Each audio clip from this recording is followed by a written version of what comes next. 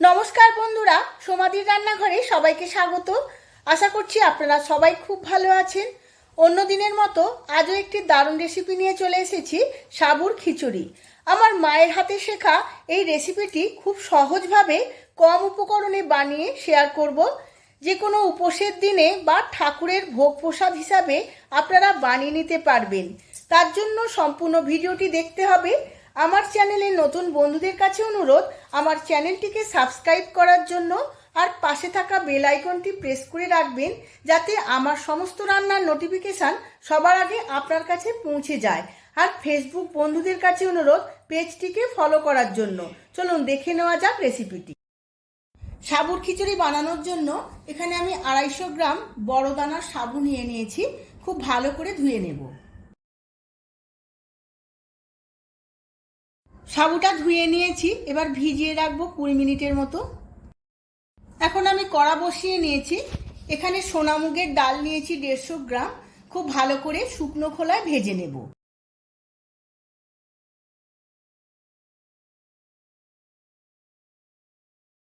মুগের ডালটা রাঙা রাঙা করে ভাজা হয়ে গেছে, এবার আমি ভালো করে ধুয়ে নেব।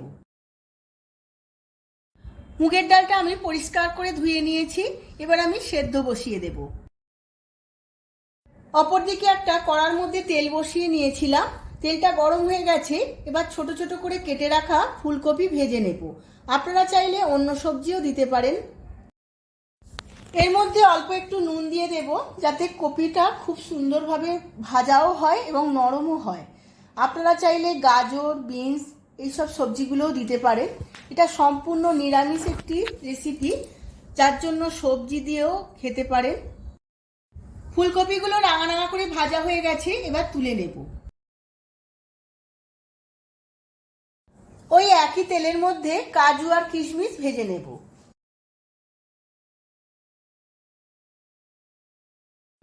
কাজু আর কিশমিশ রাঙা রাঙা করে ভেজে নিয়েছি, এবার তুলে নেব।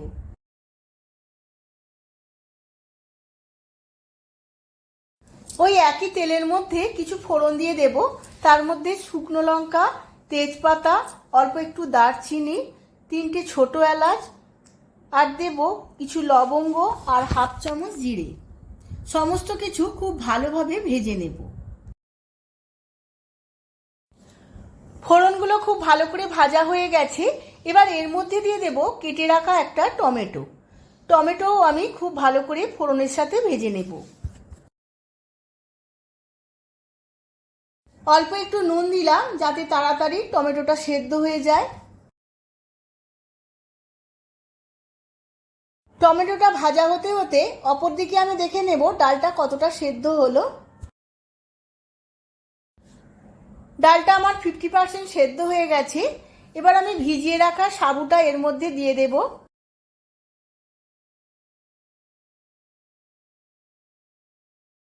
সাবু আর ডালের সঙ্গে খুব ভালোভাবে মিশিয়ে নেব। আবারও আমি বেশ কিছুক্ষণ সেদ্ধ হতে দেব। অপরদিকে টমেটোটাও খুব ভালো করে ভাজা হয়ে গেছে।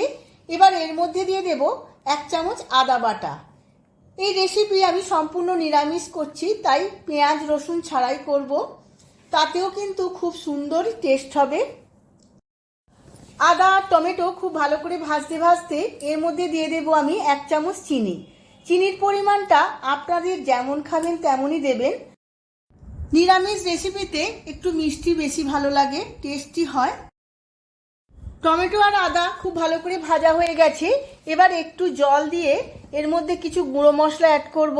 তার মধ্যে দিয়ে দিলাম 1 চামচ জিরে গুঁড়ো, 1 চামচ ধনের গুঁড়ো, 1 চামচ হলুদ গুঁড়ো, আর দেব হাফ চামচ লঙ্কার গুঁড়ো। সমস্ত কিছু খুব ভালোভাবে আবারও ভেজে নেব।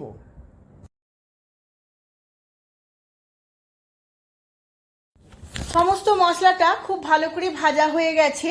এবার অল্প একটু জল দিয়ে 2 মিনিট খুব ভালো করে কষিয়ে নেব। দেখুন বন্ধুরা, তেলটাও ছেড়ে এসেছে।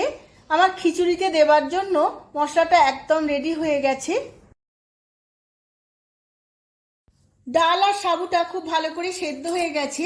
এবার আমি ভেজে রাখা সবজিটা অ্যাড করে দেব, আর এর সাথে দিয়ে দেব ভেজে রাখা কাজু ও কিশমিশ। এবার ফুলকপিগুলো আমি দিয়ে দিয়েছি। খুব ভালোভাবে মিশিয়ে নেওয়ার পর দিয়ে দেব মশলাটা, যে মশলাটা আমি তৈরি করে নিয়েছিলাম। সমস্ত মশলা দিয়ে আবারও একবার খুব ভালোভাবে মিশিয়ে নেব।